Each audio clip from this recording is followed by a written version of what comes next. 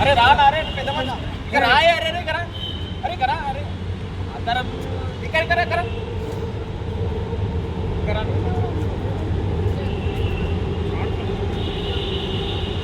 తెలంగాణ 4 కోట్ల ప్రజానికానికి ఈరోజు ముఖ్య సందేశం ఏంటంటే మరి మనము జూబ్లీహిల్స్ బై ఎలక్షన్స్ లోపల ప్రతి ఒక్క పార్టీ మరి ఎన్నికల పోటీ చేయడానికి బీసీ బిడ్డను గుర్తించకుండా మరి అందరూ ఇతర వర్గాలకు చెందిన వారిని మరి నిలబెట్టడం జరిగింది.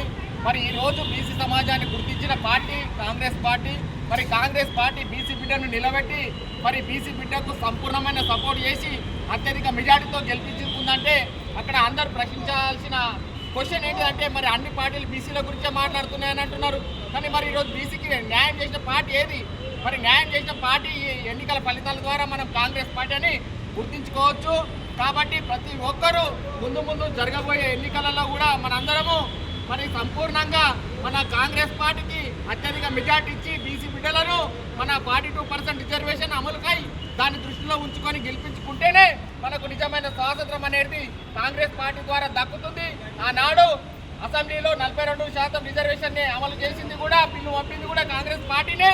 మరి ఈయన ఇతర పార్టీలు ఇంతకుముందు గతంలో మాట్లాడకుండా ఇప్పుడు ఈ మధ్య కాలం లోపల 42% రిజర్వేషన్ అమలు చేసి మరి దాన్ని ముందుకు చేయకుండా మరి దాన్ని నిలిపివేసిందని చెప్పేసి అపనిందలు మోపిన ఇతర పార్టీలు మరి ఈరోజు ఎలాంటి చిత్తశుద్ధి లేకుండా మళ్ళా 42% రిజర్వేషన్లను దృష్టిలో ఉంచుకొని మరి ఇతర పార్టీలలో కూడా బీసీ బిడ్డలకు మరి టికెట్లు ఇవ్వాల్సింది, కానీ ఇవ్వలేదంటే దాన్ని అర్థం ఏంటిది? బీసీలు ఎదగదని అర్థం.